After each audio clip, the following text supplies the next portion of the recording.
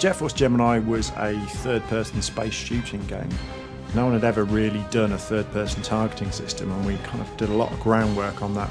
We kind of introduced as well quite early on though an adventure element, so it was kind of, if you think of things like Mario 64 and Tomb Raider at the time, that kind of thing, we wanted it to feel like it was this big world still that you could explore in, and you didn't just have to go around shooting everything. So we did a lot of work trying to get the balance right between being able to adventure and being able to feel like you had enough accuracy and enough enjoyment in the shooting to make it feel like a proper fully fledged shooter.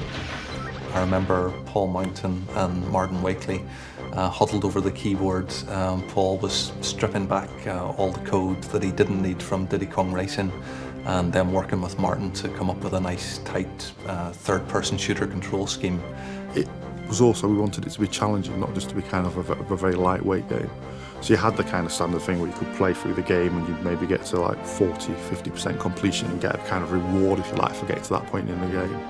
But there was also all these kind of side challenges, and one of them, probably the most famous one in terms of people who played it, is the one for collecting all the tribals, because that could be quite tricky if you were a bit kind of trigger happy, because you could lose a few in the crossfire. So, it was a lot of fun to make. Everybody who was on there was kind of mad about space games and space films, for that matter. We'd all kind of grown up on this stuff in the 70s, 80s and early 90s.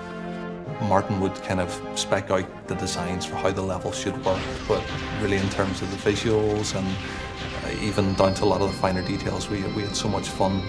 I remember early in the project making a trip into Birmingham to go to the big comic shops there, just looking for sci-fi comics and toy catalogues that were full of kind of spaceship toys and robot toys. Visually, we were very influenced by a 1980s cartoon called Battle of the Planets.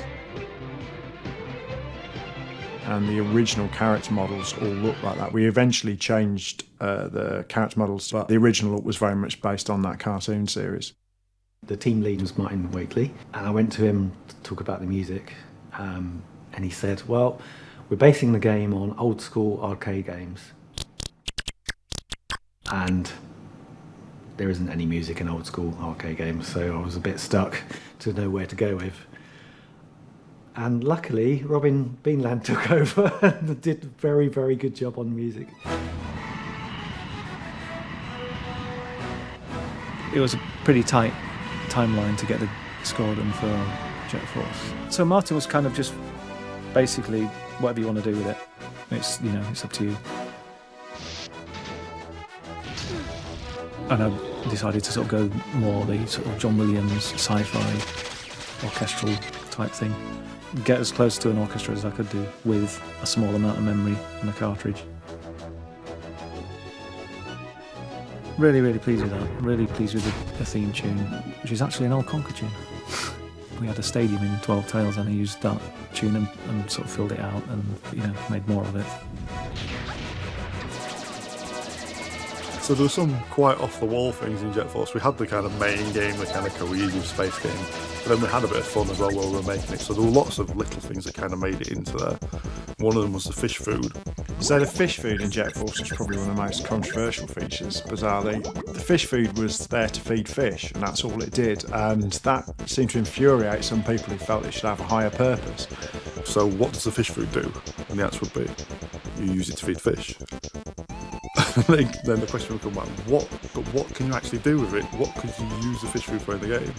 And the answer was, you feed fish with it. And this was just a recurring theme about what the actual fish food, what purpose the fish food served in the game. So there was a lot of hidden stuff in Jet Force Gemini. I put a lot of content in that game. There was 2 different race games featured in the game. One of them was a top-down arcade racer, heavily influenced by Super Sprint, but that was called Jeff and Barry Racing, which was in the arcade, which was in the nightclub, I believe. And there was also an Into the Screen racing game, which had a lot of time put into it. And also we featured, I think we were the first rare game to feature Mr. Pants.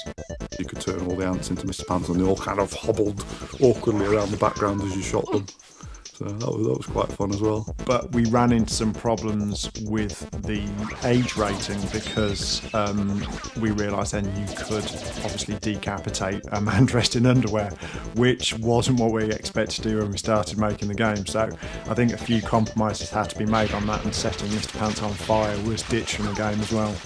I do remember on the end of Jet Force we were desperate to get a lot of stuff in there, so we kept kind of trying to get these features working, and as a result we probably ended up spending some weeks towards the end where we were doing maybe like 80, 90 hours. I remember driving home some mornings at like 5 o'clock in the morning, going to bed for a few hours and then coming back in about 9. But it was just, you just loved doing it because it was something that you really wanted to get working, and you wanted it to look the way and sound the way and feel the way that you wanted. So you're kind of driven along by kind of passion for making it work and getting the game just how you wanted it to be. One thing we were particularly proud of was the co-op, the drop-in, drop-out co-op. Someone could come in, plug a joystick in, and then join in, and then play as Floyd the robot and leave when they felt like it. As far as I'm aware, there was nothing like that at the time.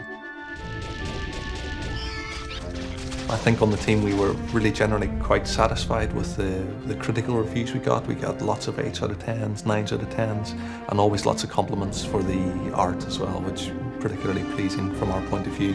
I think the creative energy of everyone on that team really shines through in the product.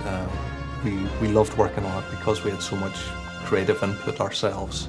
Not by any means do I think it's a faultless game, but I hope that it was a fun game that people could enjoy, and it was a bit more kind of, I don't know, off the wall, I suppose, compared to a lot of games. It's still a real gem of a game, and definitely worth checking out.